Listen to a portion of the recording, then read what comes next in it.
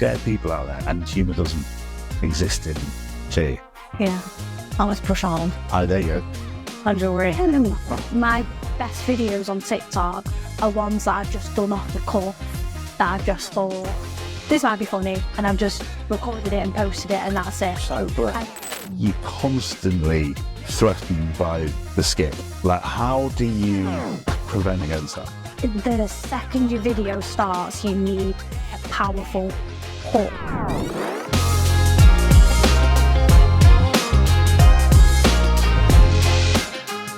I'm Rick. I'm Chief Creative Officer at Adam and Eve, the ad agency here in London.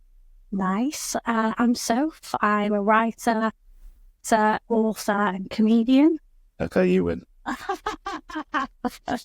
And I make videos and stuff on TikTok. Amazing.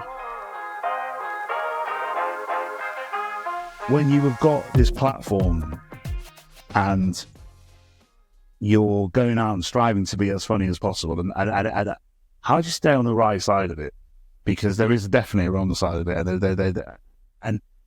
but how do you make that balance? Because I think you sometimes have to step over to that. How do you do that?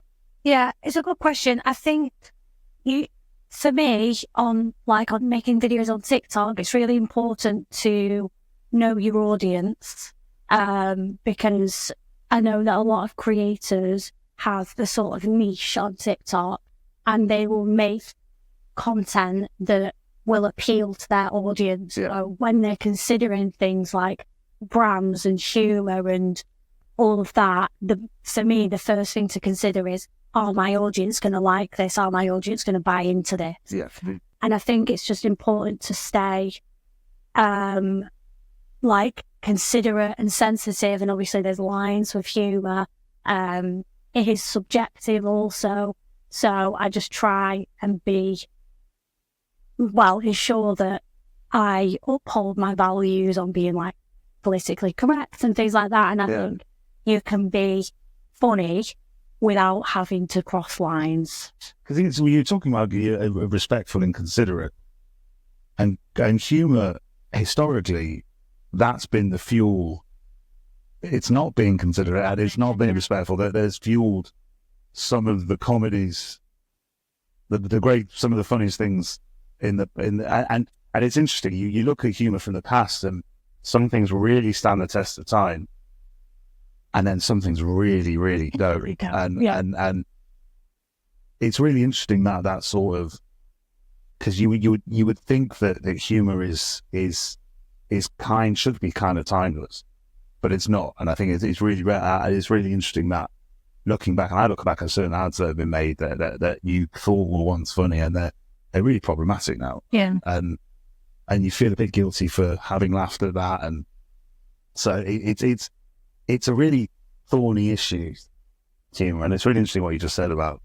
I think it will knowing your guidelines of. Yeah, and I think that will continue. I think probably 20 years from now, we'll look back at things that were funny now, and we'll go, oh well, that doesn't stand anymore. Or I think that is kind of ever changing, but then that is also something that I love about it as well. And when it being subjective, you might find something so funny, and I'm just I don't really get that, but yeah. I love that about it. Yeah. And what about you? How with sort of your side of things, how do you stay within those lines? It's very different because your sort of your audience and you're really catering to that. With us, we're kind of like our audience.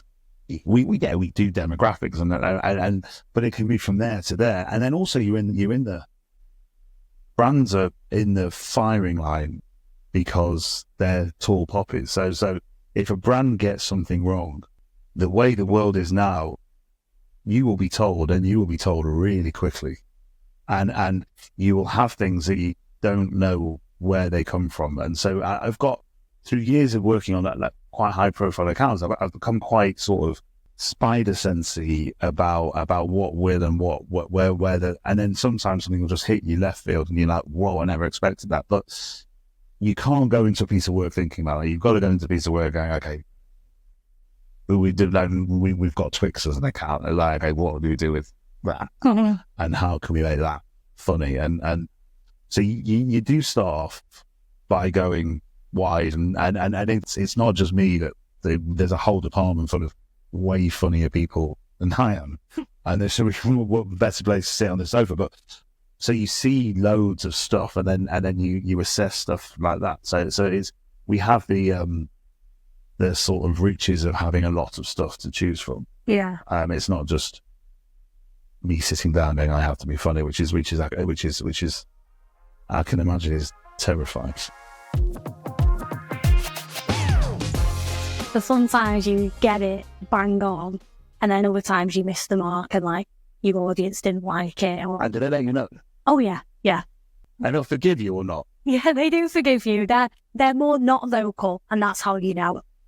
Right. TikTok, it's all about like your views and your interactions and your likes and your comments. So if something hasn't hit, those things will just not be as high as they usually are.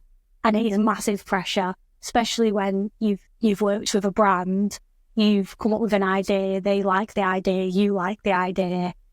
It's still always, it can be hit and miss. It's so hit and miss. Yeah. And how do you find working with a brand? Because that's what I do. But you are an artist in the true sense of the word. Your vision is sort of freer. And when brands come in and go, yeah, but I want it to be like, what examples of brands have you worked with that you think have done really well? You don't need to tell me what, so you don't.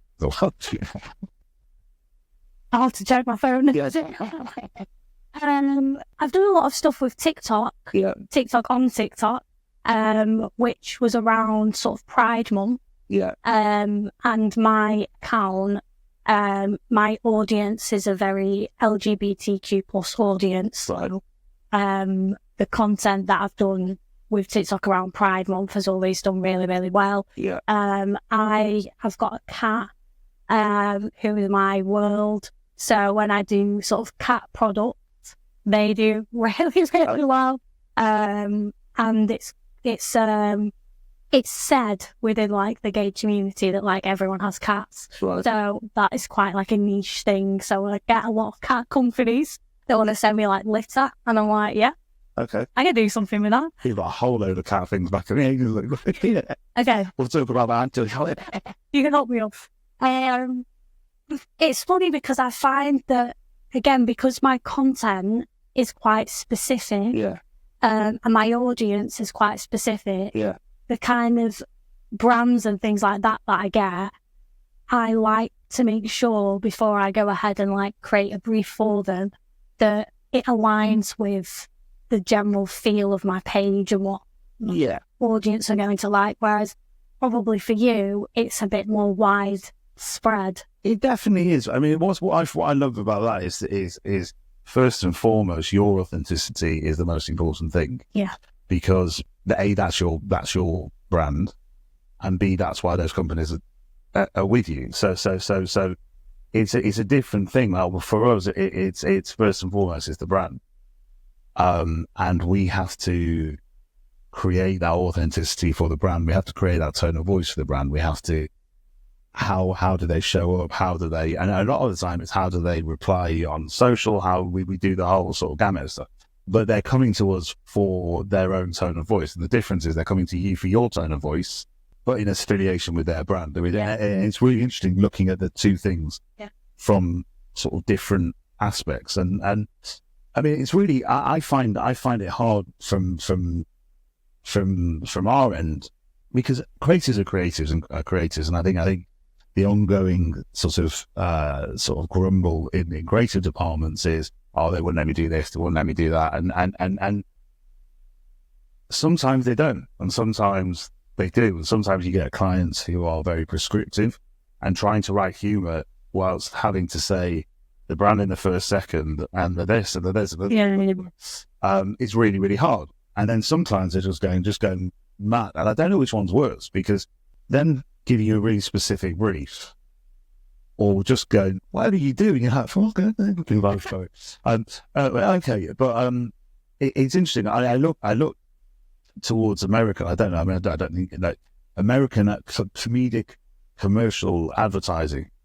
I think America had a really good way of addressing brand messages, getting the label, getting the logo the first thing, but doing it in a way that was really sort of authentic and funny and cool. So there's sort of trends of comedy within advertising, and you either lean into it or you're at the British side. That I think some of the early sort of tango work, it was sort of quite slapstick. It was sort of quite populist. It was sort of quite in your face. And I think that's kind of where you have to go with it. I think when you're too subtle for brands or too sort of niche, you always you get more people who don't get it.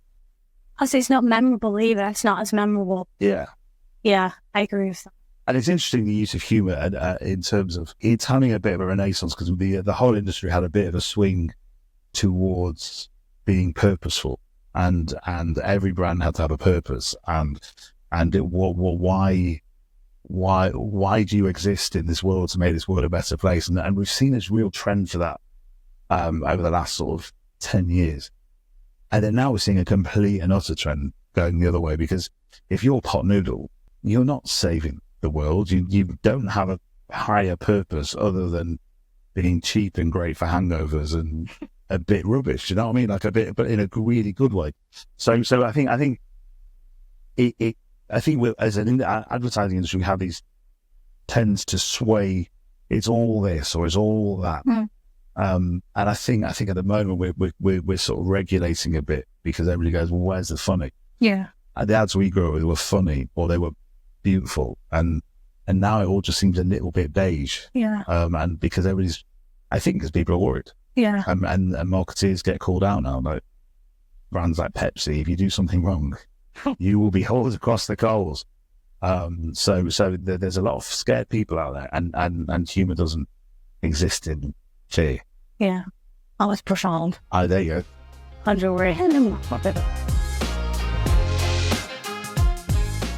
What is your favourite funny ad that you've worked on so far? I think it's, and I'll use iWords on it very loosely. It was written by two guys at back of the agency that are very funny, and it was for Twix. And actually goes back to the American thing I was talking about before. It's a real sort of way of how they write funny comedy in the States. It was a global ad, which is also really bad for humour, because what makes people in the States laugh is very different to what makes people over here laugh. Yeah. And very different to what makes people in Germany laugh. But it was an ad for Twix, and it was a 30-second ad, and it was two guys camping, talking about how delicious Twix was, and they were twins and they sat next to each other. Oh yeah. And then two bears are in the bushes behind each other. They're like, so that one. And I would love to take the credit that came out, my friend. It most definitely didn't, but that's I think that's the one that I'm as from the agency that I'm most proud of, as because it was because you say to people, oh, and also it was really it delivered really well for the product as well, because it's literally about, it's both chewy and delicious. Yeah. And you know what, I like the snap when you buy into it. So it was all the product benefits, but it was told in a way the way you don't shy away from that sort of stuff. You just get that stuff up front and you make that the catalyst for the humour. So that's the one I'd say as an agency I'm most proud of. Yeah, I love that advert. Thank you very much. One thing I wanted to ask you is so I mentioned Twix, and I mentioned that when we're making these ads, I mean, the shortest production time I would say is 3 months from writing it to actually shooting it. Your production time is 10 minutes. Yeah. And I mean, how many videos do you A, post a day? B, how far in advance do you think about it? And that's churn. Do you find that helpful, or do you find that not helpful? For example, when you're writing an ad and you've told a joke, you've told it, and then you just have to luxuriate for months and months and months in that joke. And whereas you're like... Yeah, I think it's hard sometimes for me. I think less is more. So the less, if I think about something too much and put too much time to it and write it and rewrite it and, get on my 7th draft of it, for TikTok, that doesn't work for me. Like my best videos on TikTok are ones that I've just done off the cuff, that I've just thought, this might be funny, and I've just recorded it and posted it, and that's it. So brave. And then they're the ones that have got like So millions and millions and millions of views. And then sometimes I'll sit down and I'll plan one, and it'll take me a lot of time, and I'll feel really good when I'm doing it, because I'll like make a spreadsheet and I'll be like, okay, well, this will probably work here, and then I'll do this song for this bit, and I'll take ages editing it, and then it just flops. It's so like, it's amazing, isn't it? Like, so for me, I tend to go with my first idea and commit to it and just go. and just go for it. And this is the thing with a platform like TikTok, is it will either work or it won't, and you just have to accept that and do better in your next one, and always be striving to like make your next ad better than the one you've just done. So why do you think humour is such a powerful tool to use in attracting people? I think it's one of the tools. I think it's important to know that. And I don't believe in that we should be all about this. We should all be, as I say. But I think it goes back to that thing of, if you make people feel something, if you make people laugh, if you make people think, if you like, they're going to have a more profound relationship with you as the message giver to the brand. And I think there's loads of data that I wish I could spit it out, about how if you have emotionally engaged people, if you look through humour, through great storytelling, the affiliation that people have towards the brand, they don't feel that they're being sold to. They don't feel, and I think brands so often fall into selling as opposed to entertaining. I think when the ads have been at their best, they've just been entertaining, brought to you by. Mm-hmm. And then it's that. I think humor is a way of making people feel something. They feel happy, they laugh, and that link to brands is a powerful one, and it's proven to be. So I think it goes back to the thing we were saying about the boring tax. You're boring. I think you have to spend like 15 times more. I can't remember what the figure is. I don't quote me on it, but I think humor engages people, and people are engaged. And also, who doesn't like to laugh? I mean, it's and we were talking about ads before. It was always the funny ones you remembered. Uh-huh. It was always the stupid ones. It was always the dumb ones that you remembered. Yeah. You don't remember the one of a card rhyming down because they're all not the same. Yeah. A humor is a very definite way of making people making brands stand out when it's done right. When it's bad, they just all blend into the same. Yeah, that's such a strong point, because it's friendly, isn't it? It does make you remember, and it does make you laugh. And yeah, I've never thought about it like that. Yeah, and see, like entertaining versus selling. Yeah, that's a massive thing. It's like walking into a party. If you walk into a party, you're going to go to the corner where people are laughing. Yeah, and you want to be. I'm always in that corner. Yeah, are you making them laugh? Yeah. You'll find me. No, but it is. It's that you want to be. You don't want to be the person that's being really rational in the corner going, oh no. Yeah. You want to be, or the person that's the raconteur telling amazing stories. Yeah. So there's not enough time, is there? Because adverts are usually relatively short. Yeah. You really need to. I love that. You're constantly threatened by the skip. Like, how do you prevent against that?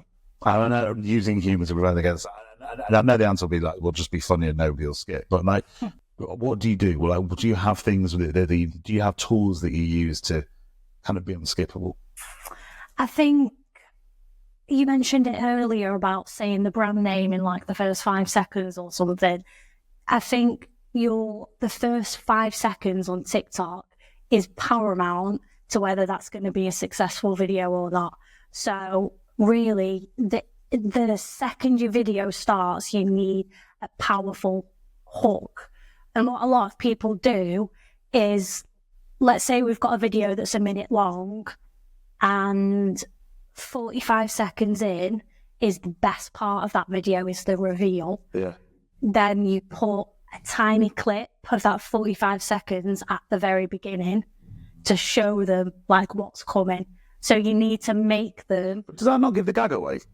Not as long as you don't do all of it. As an example, let's say I'm advertising car insurance, and during the advert, there might be a bit where I'm like, "Oh my God, you will never guess what." I know that's really, really black and white and simple. Yeah. If you just take that bit, put that at the beginning. So the intrigue. There straight away. And the good thing about TikTok is you can check your analytics. So it tells you how many seconds of your video people watch. Yeah. So it might say like, generally people skip this video after 6 seconds, which is so interesting because it tells you then like, right, after 6 seconds, what's happening? Why are people losing interest? What aren't they getting?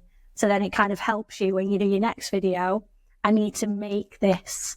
I need to make people need to watch this. Yeah. And humour, of course, like, as you said at the beginning, you could just think, wow, well, I just have to be really, really funny.